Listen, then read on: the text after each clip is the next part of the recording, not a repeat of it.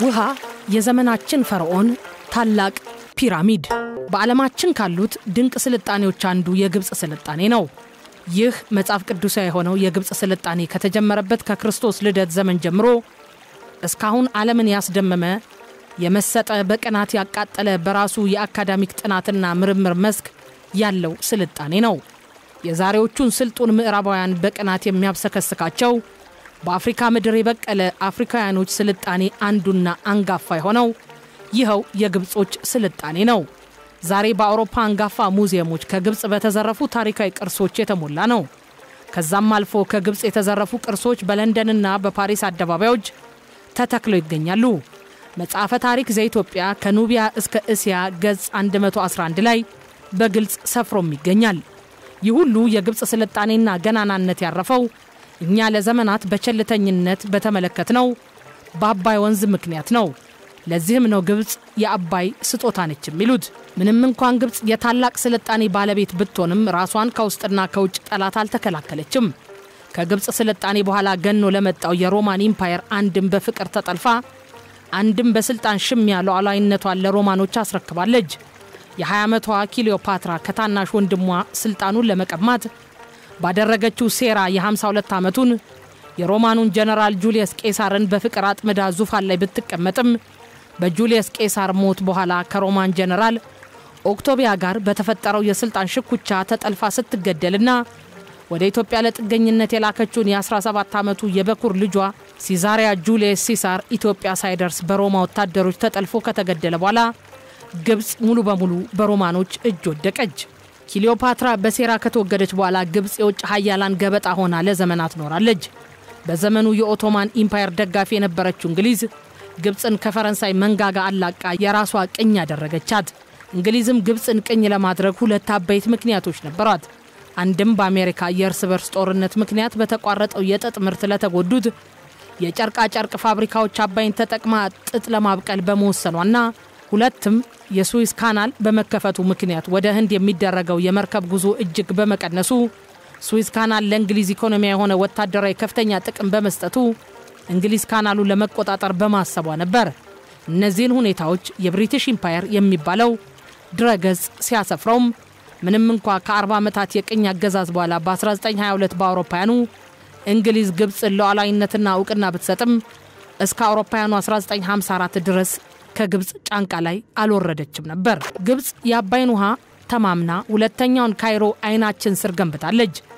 አዲስ አበባን የሚያህልና የሚያስንቅ አዲስ ወይም በእነሱ አጠራር ስማርት ሲቲ ግብጽ ለ5 ሚሊዮን ህዝቦች መኖሪያ እንዲሆን ታስቦ የተገነባ ከተማ ነው። አዲሱን የአስተዳደርና የንግድ ማዕከል የምትሆንላትን ካይሮ በ700 ስኩዌር ኪሎ ሜትር ላይ አንጻለች። ይህም አሁን አዲስ አበባ ካላት የቆዳ ስፋት 143 ስኩዌር ኪሎ ሜትር ይበልጣል። ከ5 እስከ 6 ሚሊዮን ነዋሪዎች የሚይዙ 21 የመኖሪያ ክፍለ ከተሞችና 25 ልዩ ክፍለ ከተሞች ጠቅላላ 46 ክፍለ ከተማ ማዕከላዊ ፓርክና ሰው ሰራሽ ሐይቅ 3200 የትምህርት ተቋማት 663 ሆስፒታልና ክሊኒክ 1250 የእምነት ተቋም መስጊድና ቤተክርስቲያን 90,000 ተመልካች የሚይዝ ስታዲየም 40,000 የሆቴል ክፍሎች ከመቶ በላይ ሆቴሎች ማለት ነው። የአሜሪካኑን ዲዝኒላንድ የሚያህል የመዝናኛ ፓርክ አዲስ አየር ማረፊያ 450 ኪሎ ሜትር ባቡር መስመር ከዛም 1750 ፈጣን የባቡር መስመር ከአፍሪካ ትልቁ ሰማይ ጠቀስ ፎቅና ገንብታለች። ይህ የዘመናችን ፒራሚድ ህይወት እንዲኖረው ውሃ ያስፈልገዋል። ለዚያውም 1.5 ሚሊዮን ኪዩቢክ ሜትር ውሃ በቀን ያስፈልጋል። ይህን በአመት 365 ቀናት ብናሰላው 547.5 ሚሊዮን ኪዩቢክ ሜትር ውሃ ለአዲሱ ከተማ ያስፈልጋል ማለት ነው። 1 ኪዩቢክ ውሃ 1000 ሊትር ነው። ይህ ውሃ የሚገኘው ከየት እንደሆነ መገመት ይቻላል። ከኛው ከአባይ ወንዝ ነው። ከ3 ዓመታት በፊት በአዲስ አበባ ውሃና ፍሳሽ አገልግሎት ባለስልጣን በወጣው ሰነድ እንደሚታየው የአዲስ አበባ የውሃ ፍላጎት 930,000 ኪዩቢክ ሜትር ሲሆን ወደፊት ያቀርቦቱ መጠን 575,000 ኪዩቢክ ሜትር እንደሚደርስ ተጠቁሟል። ይህ ወደፊት ለአዲስ አበባ ህዝብ ይቀርባል የተባለው የውሃ መጠን ግብጽ ለአዲሱ ከተማ አቀርበዋለሁ ካለችው የውሃ መጠን 200 ከመቶ ያነሰ ነው። ከዚህ መረጃ እንደምንረዳው አዲሱ የግብጽ ከተማ የውሃ አቅርቦት የአዲስ አበባን ውሃ አቅርቦት በ326.087 ከመቶ በላይ ይበልጣል። ይህ አሃዝ የሚያሳየን ከአዲስ አበባ ጋር ሲነጻጸር አዲሱ የግብጽ ከተማ 652 ከመቶ የተሻለ የውሃ አቅርቦት አለው ማለት ነው። አሃዙ በሌላ መልኩ ብንመለከተው በሁለቱ ከተሞች መካከል ስላለው የውሃ አቅርቦት የተሻለ ስዕል ይሰጠናል። በሁለቱ ከተሞች 5 ሚሊዮን ነዋሪዎች አሉ ብለን ብንወስድ እያንዳንዱ ነዋሪ ምን ያህል የውሃ አቅርቦት አለው ብለን ብናሰላ የምናገኘው አሃዝ በአዲሱ የግብጽ ከተማ እያንዳንዱ ሰው በቀን 300 ሊትር የውሃ አቅርቦት ሲኖረው በአዲስ አበባ የሚባክነውን ውሃ እንደባከነ ሳንቆጥር ለአዲስ አበባ ከተማ ነዋሪ የሚደርሰው የውሃ አቅርቦት 92 ሊትር ሲሆን የሚባክነውን የውሃ መጠን ከቀነስ ነው ለእያንዳንዱ አዲስ አበባ ነዋሪ በቀን የሚቀርበው የውሃ መጠን 46 ሊትር ብቻ ነው። የአባይ ልጅ ውሃ ጠማው ማለት አሁን ነው። ይህን አሃዝ ከግል ንጽህና ከጤናና ከምግብ ጋር አዛምደን ትንታኔ ብንሰጥበት የሚሰጠን ምስል እጅግ በጣም አስደንጋጭ ነው። በእርግጥ ግብጽ የአባይ ስጦታ ነች የሚባለው አባባል ከእውነት የራቀ ባይሆንም የሰሃራ ንዳድ በረሃ ግን የአባይ ስጦታ ሊሆን አይችልም። ግብጽ አስዋን ግድብን እውን ካደረገችበት ዘመን ጀምሮ በግድቡ ምክንያት የተጠራቀመውን ውሃ በመጠቀም የግብጽ መሪዎች በሐሩሩ የነደደውን የሰሃራን በረሃ ገነት ለማድረግ በህዝባቸው ፊት ማሉ። የዚህ ህልምና ቅዠት አንዱ ማሳያ የቶሽካ ሸለቆ የመስኖ ፕሮጀክት ነው። የቶሽካ የመስኖ ፕሮጀክት ከናስር ሐይቅ ከሚገኝ ውሃ በቦይ በመጥለፍ የግብጽን ምዕራባዊ በረሃ ማልማት ነው። ይህም ክፍል የሰሃራ በረሃ አካል ነው። በአማካይ የሙቀቱ መጠን 41 ዲግሪ ሴንቲግሬድ ነው። የናስር ሐይቅ የተፈጠረው በአስዋን ግድብ ምክንያት ሲሆን የሐይቁም ርዝመት 479 ኪሎ ሜትር ሲሆን የጎን ስፋቱም 16 ኪሎ ሜትር ነው። የናስር ግድብ ከተገነባ በኋላ በተፈጠረው ሰው ሰራሽ ሐይቅ የጎመጁት የግብጽ መሪዎች ቶሽካን ፕሮጀክት አቀዱ።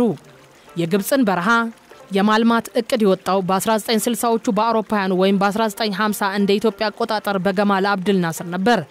ግብጾች በዚህ ፕሮጀክት 540 ሺህ ፌዳን መሬት በማልማት ለወጣቱ ትውልድ ስራ በመፍጠርና አዲስ መንደር ለመስጠት አስበዋል። አንድ ፌዳን 0.42 ሄክታር ነው።